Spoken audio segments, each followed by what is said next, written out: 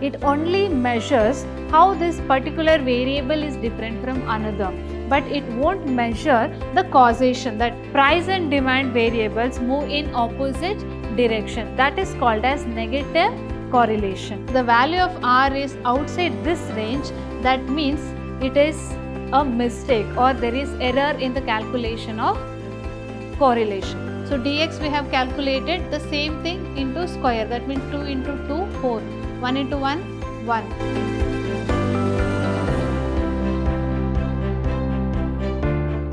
Hello everyone, I am Dr. Nikhilavati S, Faculty of Commerce, Vidhyaashram Pre-University College, the Temple of Excellence, Mysuru. I welcome you all for the sessions on the subject economics. In that we are discussing about part A, that is statistics for economics, and we are in the 6th chapter of statistics, that is correlation. So what is correlation is all about? As the name itself says, correlation, it's all about the relationship between two different variables. So here in this session we will be covering the meaning of correlation, types of correlation, various techniques of measuring correlation, and we will also solve a problem on Karl Pearson's coefficient of correlation. Moving forward, so in the previous chapters we have learned about how to construct the summary of measures, that is arithmetic mean and geometric mean, median, mode, etc. And in this chapter is all about to find the relationship between two variables. So here the meaning of correlation is an analysis of relationship between two or more variables, and it is a statistical tool that is used in order to know the relationship between two or more variables. Say for example, if we take two variables, supply and demand. So what is the relationship between supply and demand? If the supply increases, what happens to the demand? Or if the demand increases, so then the supply should also be more. So in that way, so in what way they are connected, or what kind of relationship these two variables have? So is supply is affected by the demand, or demand is affected by the supply? So knowing this relationship between these two variables or any other variables is known as correlation. So correlation basically means to know the relationship between two variables. Then what does correlation measure? So in correlation, what it helps us to measure. So what we'll get to know? So usually correlation studies and measures the direction and intensity of relationship among variables. It's not just the intensity or impact, but also the direction of relationship among the variables. Then correlation measures variation, not causation. That means it only measures how this particular variable is different from another, but it won't measure the causation. That means why it is different, that we will not be able to know from this method of correlation. Then correlation should never be interpreted as implying cause and effect relation. That means correlation only measures whether two variables has some relation or no relationship, or whether it has positive relation or negative relation, but it is not going to interpret what is the cause and effect of that, or what is the result of that change or relation. Then the presence of correlation between two variables, for example x and y, simply means when the value of one variable is found to change in one direction, the value of the other variable is found to change in either in the same direction or in the opposite direction. So if the values of both the variables move in the same direction, it is called as positive correlation. If the value of one variable and the value of another variable moves in opposite direction, then it is called as negative change. So it is called as a negative correlation. Moving forward, let us study now what are these types of correlation. So as I said, there are two types of correlation. One is positive correlation, the other one is negative correlation. So here correlation commonly classified into negative and positive correlation.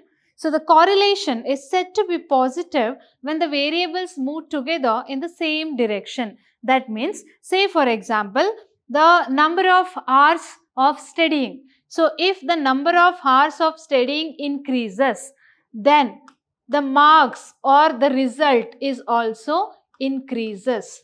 So here number of study hours and here the result. So if the study hours is increased, then the result, that is marks, is also increased. That means here study hours plus marks, both variables are moving in one direction, that is increasing. This is positive relation.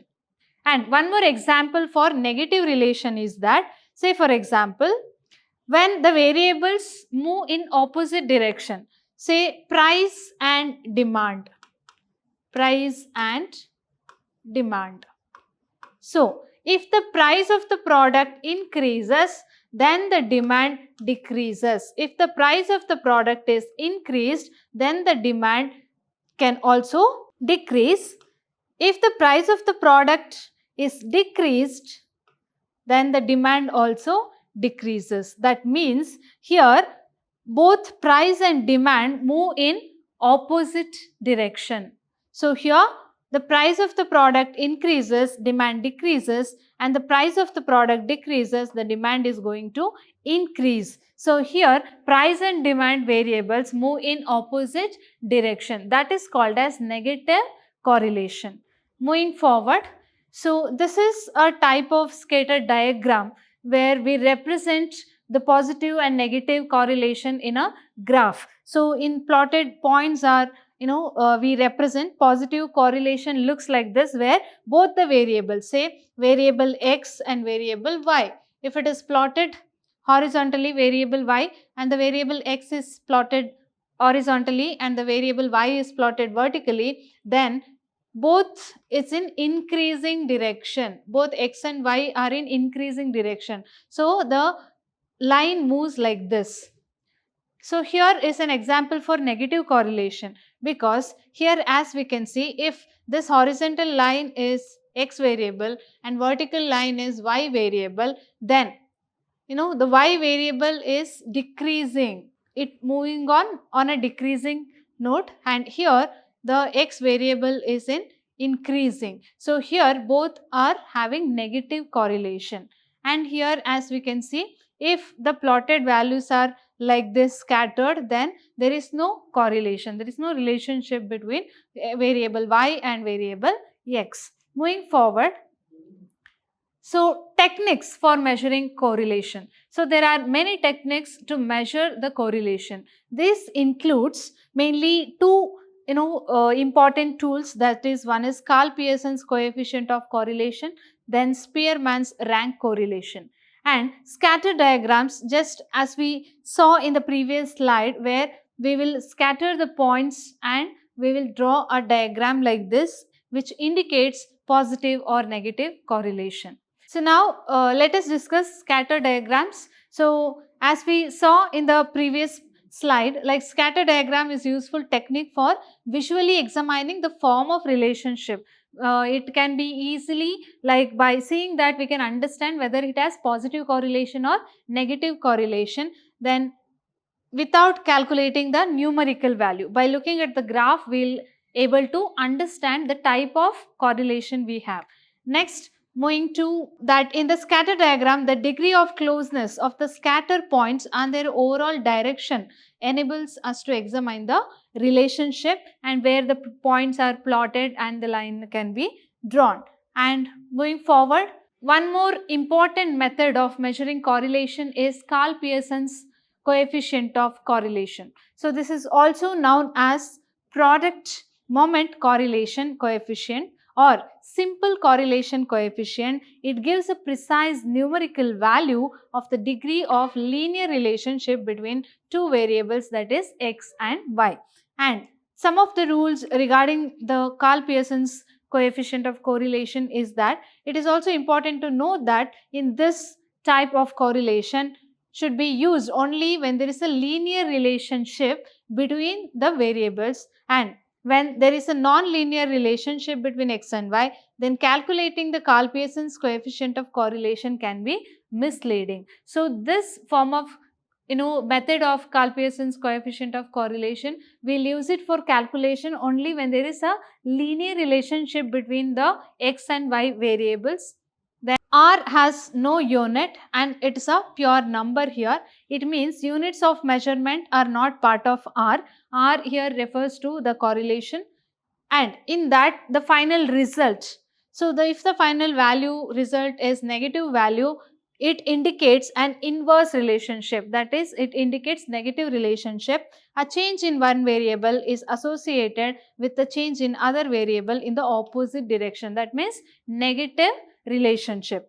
Whereas if the R is positive value, then it indicates a positive relationship, that means a change in one variable is moving towards the same direction, where the change in other variable also takes it to in the same direction. The value of the correlation coefficient lies between the -1 and the +1. So ultimately the result will be either from -1 to +1. So if in any exercise the value of R is outside this range, that means it is a mistake or there is error in the calculation of correlation.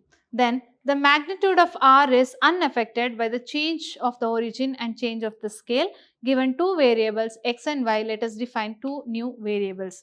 That means the value of the R is not affected by the change in the scale that we take, but it is the final value will be always between -1 to +1. So if it is minus, it's a negative correlation. If it is plus values, then it is a positive correlation. Then if it is 0, then no relationship between x and y variables. And this can be better understood by solving a problem where, let us solve a problem on Karl Pearson's coefficient of correlation. So here the problem is like this, where we need to calculate the correlation coefficient between the height of the fathers in inches, that is x variable, and their sons, that is y. So height of the fathers is x variable here, that is 65, 66, 57 like that.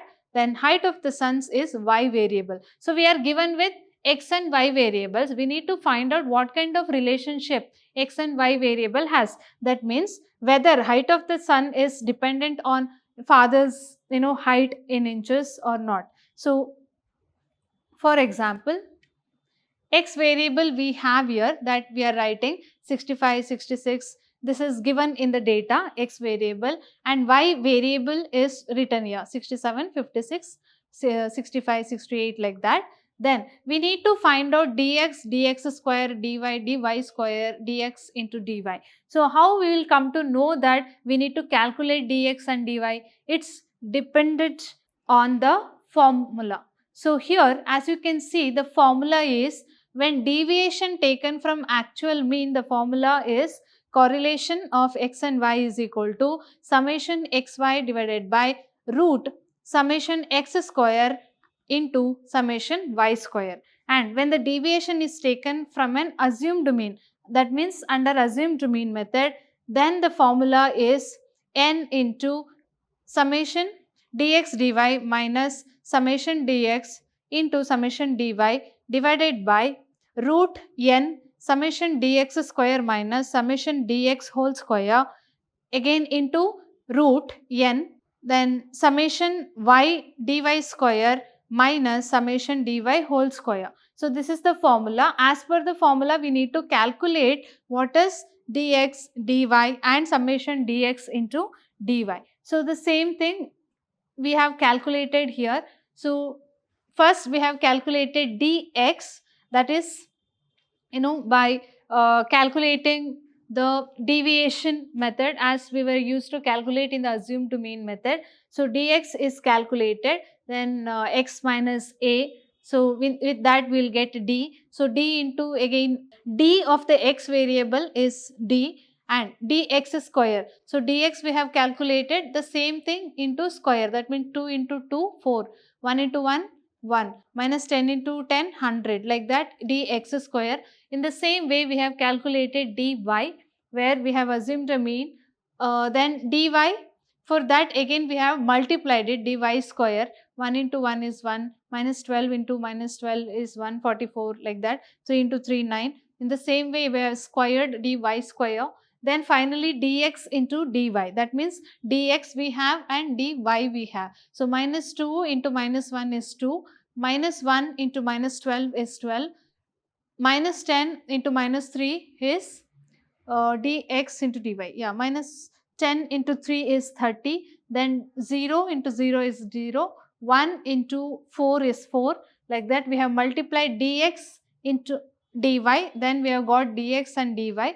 So summation is calculated below, where we have done summation x is equal to, that is 535. Summation dx is equal to minus 2. Summation dx square is equal to 144. Summation y is 540. Summation dy is minus 4. Summation dy square is 196. Summation dx dy is equal to 74. Now we are going to apply the same thing in the formula. Say for example, here we have calculated dx and dy.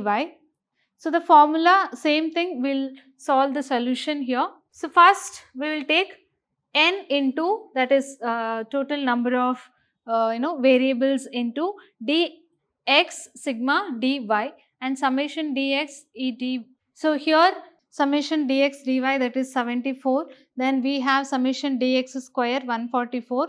Then summation dy square, that is 196. So the same thing we are going to apply this formula under assumed mean method, and when we apply the values of summation dx dy minus summation dx dy into whole divided by root 8, that is n, the number of values, observations, then summation dx square minus summation dx square whole square, that means again n into summation dy square minus summation d whole square, and here the answer we get is 1.03, which means it indicates a positive correlation between the height of the fathers and the height of the son. So this height of the fathers is positively correlated with the height of the sons here. So both x and y variable has positive correlation in this